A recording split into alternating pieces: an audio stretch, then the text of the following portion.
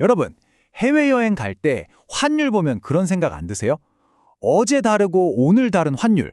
도대체 기준이 뭘까? 오늘은 바로 이 변덕스러운 환율 뒤에 숨어 있는 통화의 진짜 가치를 찾아 떠나는 여정을 시작해 보겠습니다.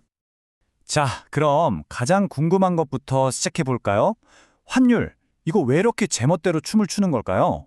수십 년 사이에 달러의 가치가 엔화에 대해 이렇게 크게 변했다면 우리가 기댈 수 있는 어떤 중심축 같은 건 없는 걸까요? 그 답을 찾을 수 있는 실마리가 의외의 곳에 있습니다. 바로 물가예요. 한 나라의 물가 수준과 그 나라 돈의 가치가 아주 길게 보면 서로 단단히 연결되어 있다는 거죠. 이걸 따라가다 보면 뭔가 보이기 시작합니다. 사실 이 관계를 이해하는 게 국제 금융을 아는 첫걸음이라고 할 수 있거든요. 근데 놀라운 건 이 모든 게 아주 단순한 아이디어 하나에서 시작된다는 겁니다. 자, 그럼 본격적으로 한번 파고 들어보죠. 먼저 똑같은 물건 하나가 두 나라에서 팔리는 상황을 한번 상상해 볼게요.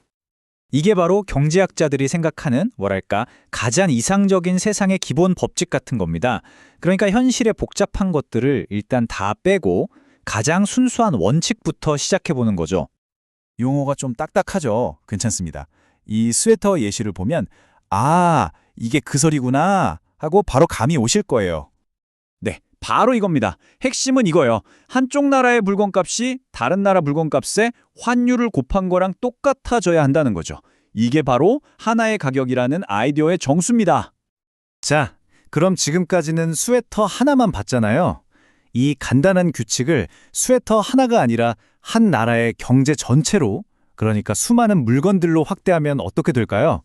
바로 여기서 오늘 우리가 다룰 핵심 이론, 구매력 평가, 즉 PPP가 등장합니다. 그러니까 PPP라는 게 뭐 별게 아니에요. 일물일가의 법칙을 스웨터 하나가 아니라 우리가 장 볼 때 사는 모든 물건들, 그러니까 거대한 상품 바구니 전체에 적용한 거라고 생각하시면 됩니다. 스케일이 확 커진 거죠.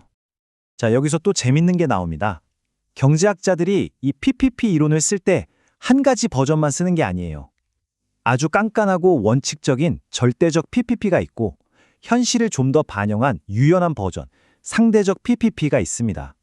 왜 두 가지가 있을까요? 그만큼 현실이 이론처럼 간단하지 않다는 뜻이겠죠. 이게 그냥 단순한 이론 같지만 생각보다 파급력이 엄청납니다. 왜냐하면 중앙은행이 돈을 풀거나 조이는 통화 정책이 장기적으로 환율에 어떤 영향을 미치는지 설명하는 훨씬 더 큰 경제 모델들의 가장 기본 뼈대가 바로 이 PPP 이론이거든요. 보시는 이 복잡한 그래프가 바로 그 연쇄 반응을 한눈에 보여주는 겁니다. 왼쪽 위에서 시작된 돈의 양, 즉 통화 공급량의 변화가 어떻게 다른 변수들의 영향을 미치고 결국 오른쪽 아래에 있는 환율의 변화로 이어지는지 그 긴 여정을 담고 있는 거죠. 그런데 말이죠. 이론이 이렇게 깔끔하고 멋진데 왜 현실에서는 환율이 이 이론대로 딱딱 움직이지 않는 걸까요? 도대체 뭐가 문제일까요? 바로 이 지점에서 현실 체크가 필요한 겁니다. 이론 속의 깨끗한 세상과는 달리 현실 세계는 이 단순한 이론이 무시했던 온갖 장애물들로 가득 차 있거든요. 예를 들면 이런 것들이죠. 이 그래프를 한번 보세요. 만약 PPP 이론이 현실에서 완벽하게 작동했다면 저 두 개의 선은 그냥 하나로 딱 겹쳐져 있어야 합니다. 그런데 어떻습니까?